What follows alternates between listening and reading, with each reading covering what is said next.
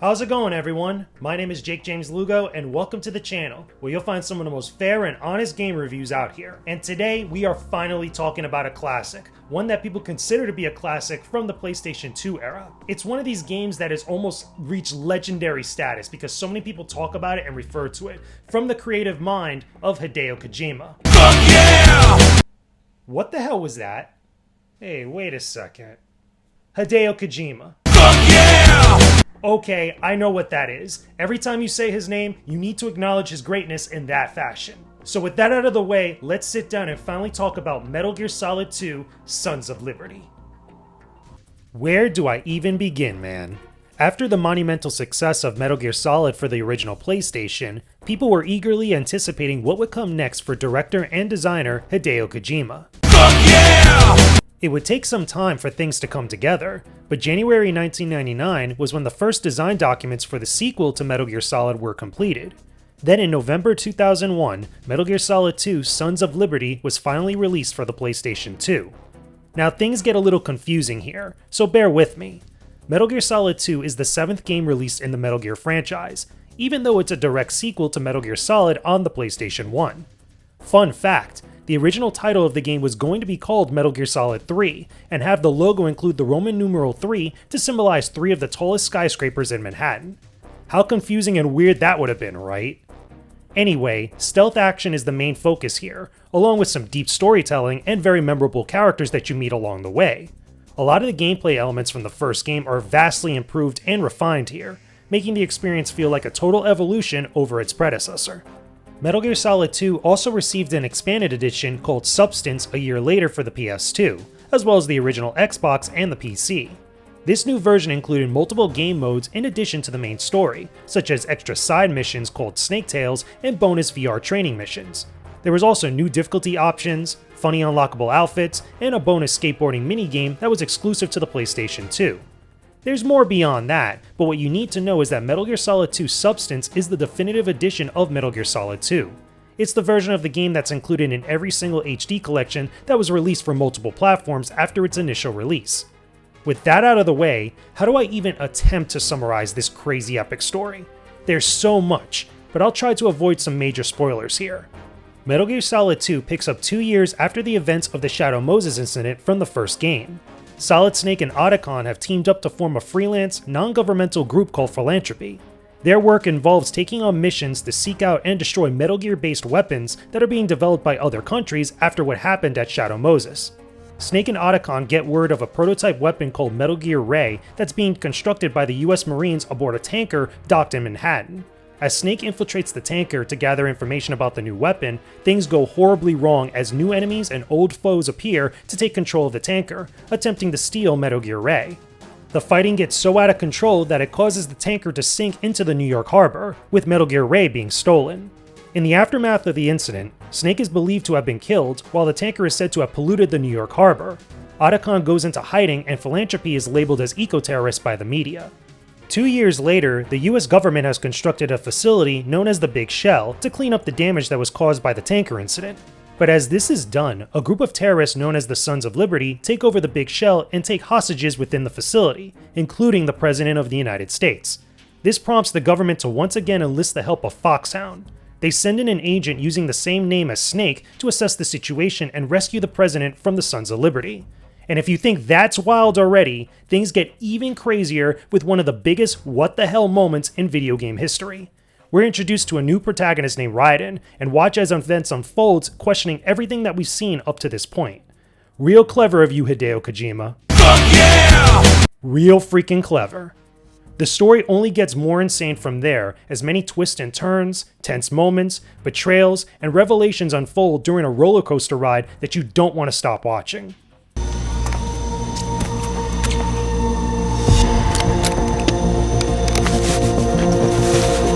The terrorists call themselves Sons of Liberty.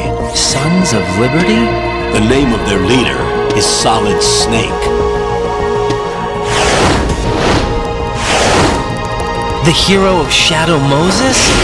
So that's why you changed my code name. Right, but he can't be the Solid Snake. He died 2 years ago on that tanker after he blew it sky high.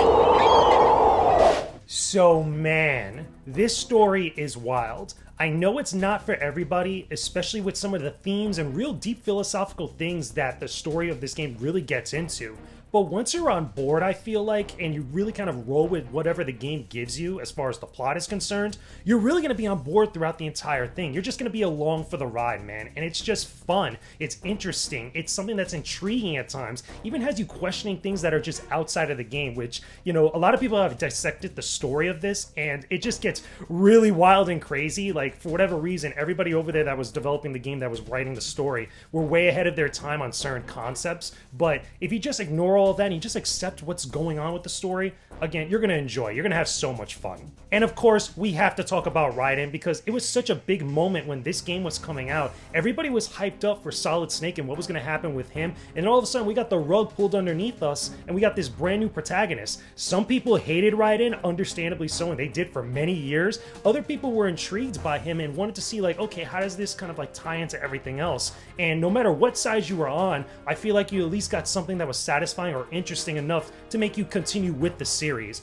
You know, I do believe that Ryden complains a little bit too much throughout the entirety of the game, especially with his interactions with other characters, especially some legacy characters. However, it really didn't bother me to the point where it just completely stopped the fun factor of everything. I really wanted to see what was going on with Ryden. I wanted to see like how he was going to interact with Solid Snake and all this other stuff, what was going on with the bigger plot at hand. It was still just fun, man. One other thing I do want to touch on before we move on to the gameplay is the music. The music in this game is fantastic. I really vividly remember listening to the soundtrack of this game back then. This is like during the time when I started to watch like Toonami and some of the other anime shows that were happening on Cartoon Network. And the music was like very similar. It was such a vibe back in like the early 2000s. It was just so freaking cool, man. It just reminded me of that era. And every time I listen to it now, I still get super nostalgic with it. The soundtrack is fantastic. It's very Metal Gear, or at least what a lot of people associate with Metal Gear Solid now these days. If you've never heard the entire soundtrack, or again, if you've never played this game, just go look up some of the tracks on YouTube. They're very freaking good, man. Highly recommend. I would put it up there in probably one of the top 5 or even top 10 soundtracks for video games of all time. It's just that freaking good. Okay, even though we could continue talking about the plot of Metal Gear Solid 2, there's been like hour-long videos that have dissected this thing so much. Let's talk about the gameplay proper, because there is so much to unpack here. There's a lot of stuff that you really get from this sequel that is such a step up over its predecessor. Everything about the stealth espionage action from the first Metal Gear Solid is carried over to this sequel. That includes the use of the Soliton radar that shows the full map, the various weapons you come to find, and so much more, including that dependable box that Hideo Kojima has you hiding in from time to time. Running around both the tanker as Snake and the big shell as Ryden is very similar. They control nearly identical. However, many of the fundamentals from the first MGS game are improved upon in Metal Gear Solid 2. These tweaks give you more freedom and creativity for how you move around. Aiming your weapons in first person is super helpful for making precise shots or getting a good view around the corners you're sneaking by. It also helps that you can hang over the ledge of a bridge to quietly sneak around enemies and remain undetected. Stuff like this can significantly change your approach to most situations, giving you enough tools for almost any scenario. But while players get a major boost with all of these new features, enemies also receive some major buffs. More importantly, the enemy AI for the game has been vastly improved, making your foes even smarter and even more vicious than before. It's straight up not playing around. Not only will you get swarmed by enemies if you're spotted, but they will also coordinate and execute well-devised plans to flush you out of hiding. Don't go being a stupid action hero, because these guys are elite precision killers. They'll keep the pressure on you by calling in extra reinforcements and even robot drones to find and kill you.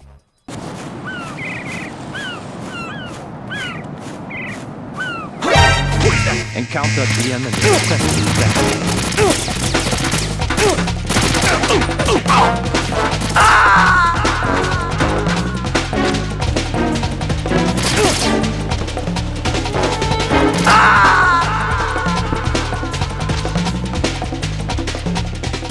Jack, what's going on? Answer me!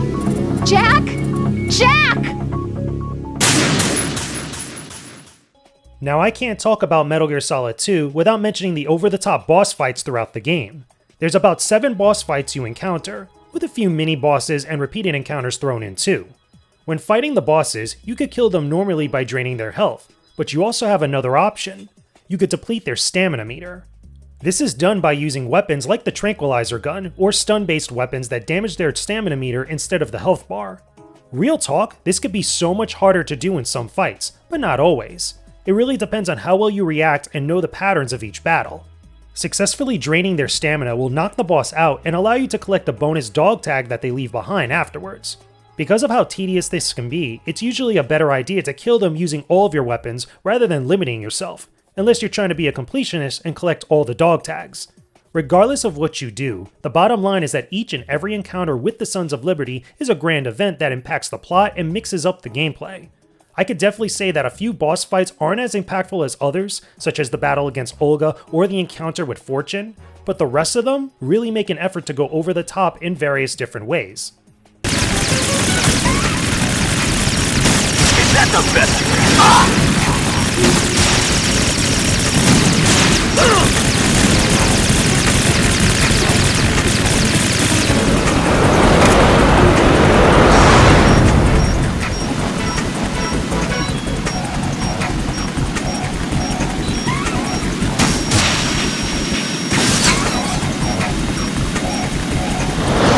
Try dodging this!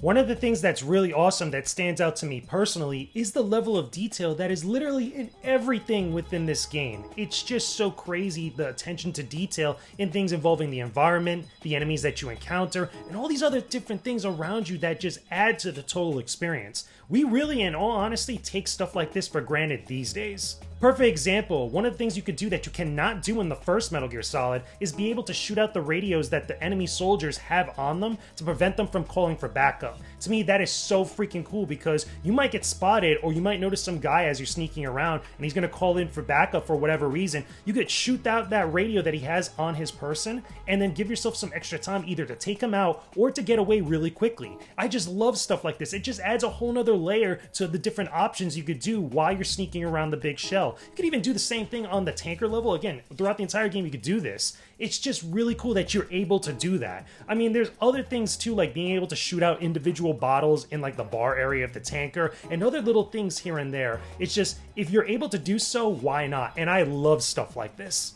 While the gameplay is awesome in its own right, what about everything else, however? What about stuff that you could do after the game? Is there any bonus content or extra content to really enjoy once you finish the main story? Oh my god, let me tell you guys, there's some cool stuff in here that I know you're gonna love. I really can't over-exaggerate just how much extra content is in Metal Gear Solid 2. While most people, like myself, would probably be all good just finishing up the main story, there's a bunch of goodies that Hideo Kojima left in here to keep us all playing. There is so much value you're getting in this game even after you finish the main story. You can unlock a number of cheats by collecting dog tags from holding up enemies you encounter. All you need to do is sneak up on them and hold them at gunpoint. This includes stuff like infinite ammo, full optic camouflage, infinite oxygen, and so much more. On top of this, there's a ton of Easter eggs littered throughout the game, a lot of which you won't notice on your first playthrough. There's just way too many to mention here, but go on YouTube sometime and look up some of the videos that show all of them. You'll be surprised how many you never knew about that Hideo Kojima managed to squeeze in this game. Outside of the main game, however, there's also the Snake Tales and bonus VR missions that put a spin on the gameplay. Snake Tales is a bonus mode containing about 5 missions with a text story that has you playing a Solid Snake on the big shell. There's no completion bonus for finishing all the missions, other than a trophy within the MGS HD collection, but it's a neat side game that gives you a reason to play as Snake. And finally, there's the VR missions, and let me tell you, there is so many of them. You could play as Ryden, Snake, or alternate versions of both with different outfits as you partake in sneaking missions, weapon challenges, and other types of missions in a virtual environment. Admittingly, this could get very repetitive, but if you're really into the gameplay of Metal Gear Solid 2, these will keep you busy for a very long time. I didn't play a lot of VR missions in my own game, mostly because I was totally good after finishing the main story, but I definitely respect all of the extra content here. Bottom line, there's plenty to do in the post-game. It all matters with just how much you want to engage with it.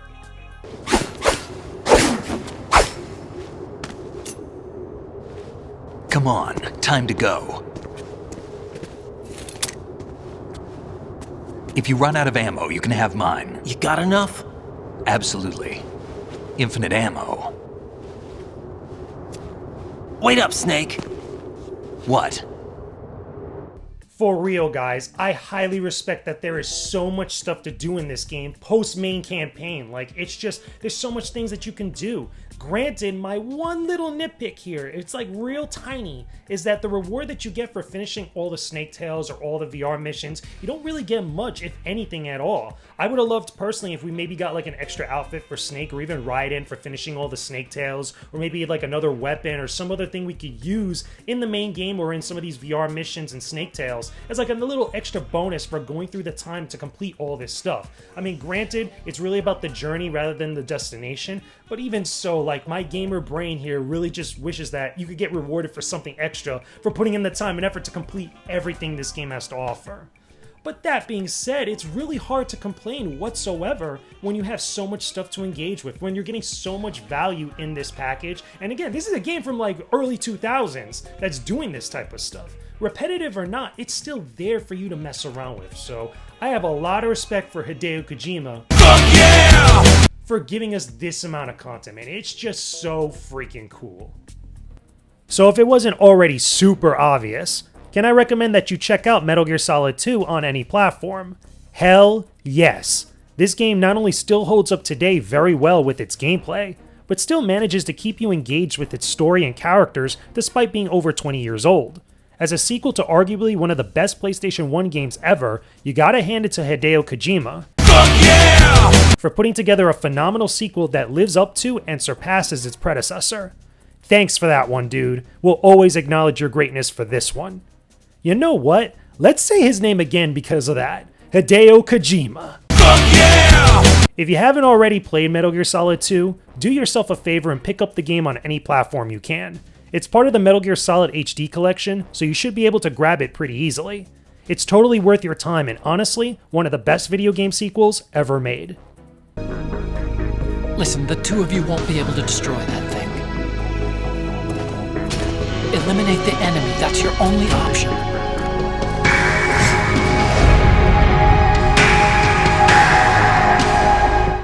And there you go, everyone. Those are my overall thoughts about Metal Gear Solid 2 Sons of Liberty, or Metal Gear Solid 2 Substance, whatever title you want to call it, MGS2, my overall thoughts. Again, I really believe, and I'm really serious when I say this is one of the best, one of the biggest video game sequels of all time. You have to play it if you have not played it before. I'm pretty sure there's like so many other people out there that have probably recommended this game to you, especially here on YouTube. But even if you're not super into stealth action games, give it a try. I feel like this could be a game, even not just the first Metal Gear Solid, this could be really the game that gets you into the series in one way or another. I mean, granted, if you're not really into this style of game and you're just like completely against it, I can understand that, but at least give it a try. There's a reason why this game is so highly regarded as one of the best sequels, period, or just one of the best games on the PlayStation 2. It really has a lot going for it. But even so, as always, when I review a game on this channel, that's just my opinion about Metal Gear Solid 2 Sons of Liberty. Let me know your own thoughts about Metal Gear Solid 2 down in the comments section below. Tell me, are you a big Metal Gear Solid fan? Do you like just the Metal Gear franchise in general? Are you a big Ryden fan, or do you hate Ryden with a passion? I know there's some of you out there that really hate this dude, even after all these years, even after Metal Gear Rising. Like, you guys still hate Ryden for one reason or another. But talk to me about that stuff down below in the comments section. Thanks a bunch for watching the video. I really appreciate it a ton. I'll have more videos for you to enjoy here on the side that I know you'll love. Make sure you subscribe to the channel and hit that bell icon too. Don't forget to visit my Patreon linked below for early access to new videos every week, and join the Discord server too. It's linked in the description box below. You'll definitely love being a part of it. Thanks again, peace out, and stay epic, everybody.